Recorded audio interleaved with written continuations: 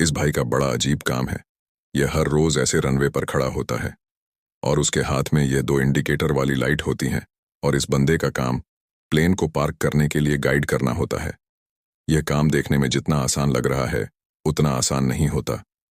Plane को park करने के लिए सबसे पहले सेफ्टी व्हीकल और उसके पीछे प्लेन आता है और प्लेन को येलो लाइन पर पार्क करने के लिए ये बंदा सिग्नल देता है।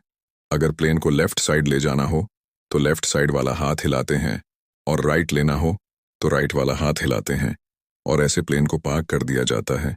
ऐसे अजीबोगरीब तथ्य जानने के लिए आज हमारी फैमिली का हिस्सा बन जाओ।